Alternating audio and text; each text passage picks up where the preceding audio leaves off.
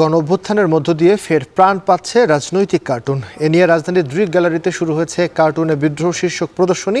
৮ দিনের এই প্রদর্শনীর দ্বিতীয় দিন আজ। সেখানকার সবশেষ জানাতে যুক্ত হচ্ছেন সহকর্মী তানজিলা খান মিম। আজ তো দ্বিতীয় দিন, গতকাল প্রথম দিন ছিল। গতকালকের থেকে আজ নতুন কোনো কার্টুন যুক্ত হয়েছে কিনা, এবং এই যে রাজনৈতিকদের বিভিন্ন দৃশ্য নিয়ে যে কার্টুন তৈরি হচ্ছে, দর্শনার্থীরা কি বলছেন?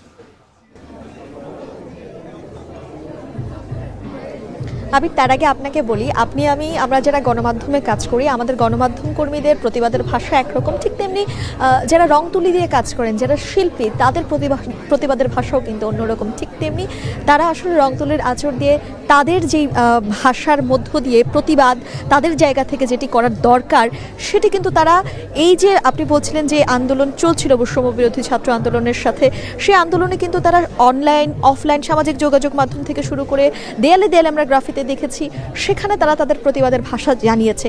এবং এখন যেটি এই যে রাজধানীর দৃক গ্যালারিতে আপনি দেখতে পাচ্ছেন, সেই দৃক গ্যালারিতে যে প্রদর্শনীগুলো রাখা হয়েছে, সেগুলো কিন্তু এই এক মাস জুড়েই আমরা বিভিন্ন জায়গায় দেখেছি।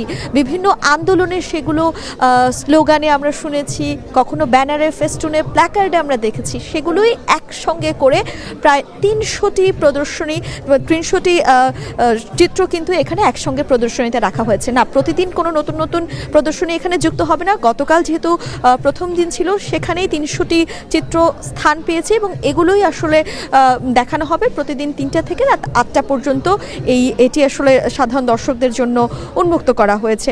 এবং আপনি জানতে চাচ্ছিলেন যে দর্শকরা আসলে কি বলছেন। দর্শকরা বলছেন, এই যে যারা কার্টুন যারা আঁকেন, বা কার্টুনের মধ্য দিয়ে যে শিল্পীরা তাদের প্রতিবাদের ভাষাটি তারা প্রকাশ করেন, সেটিও এতদিন আমরা দেখতে পেয়েছিলাম যে বন্দি করে রাখা হয়েছিল, তাদেরকে এক ধরনের হুমকির মুখে রাখা হয়েছিল। তারা তাদের যে প্রতিবাদের ভাষা, সেটি করতে পারছিল না। পেশাদারিত্বের জায়গা থেকে যেই কাজগুলো আমরা দেখি বিভিন্ন সময় টেলিভিশন, পত্রিকায়, তারা সেই কাজগুলো তাদের চিত্রের মাধ্যমে প্রদর্শনীগুলো ফুটিয়ে তোলে, সেটি আমরা এতদিন দেখতে পাইনি।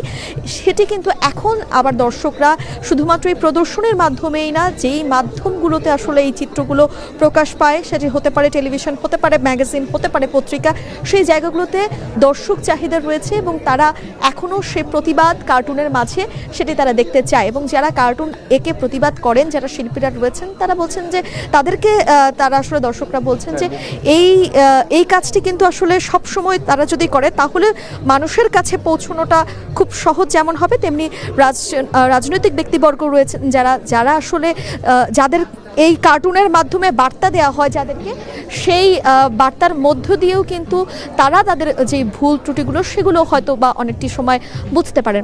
আর আরেকটি জিনিস দেখাতে চাই, এই যে আপনি দেখতে পাচ্ছেন, আপনি এই পানির বোতলে যে মুগ্ধ পানি লাগবে পানি, এই মুগ্ধের পানি লাগবে পানির কথাটাতে আসলে সকলেই যেমন বিমোহিত হয়েছিলেন, সকলেই আসলে সেই সময় সেই মুগ্ধর আত্মত্যাগে, মুগ্ধর চলে যায় যে ম্লান হয়েছিলেন, সেই শিল্পকর্মগুলোও কিন্তু এখানে স্থান পেয়েছে। অর্থাৎ ইলাস্ট্রেশনের যে আর্টগুলো রয়েছে, সেগুলো এখানে জায়গা পেয়েছে।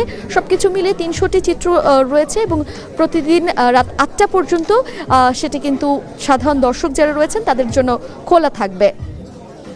ধন্যবাদ মিম। আমরা এতক্ষণ যুক্ত হয়েছিলাম রাজধানীর দৃক গ্যালারিতে চলছে কার্টুনে বিদ্রোহ শীর্ষক একটি প্রদর্শনী। সেখানকার সবশেষ জানছিলাম। দেখছেন এখন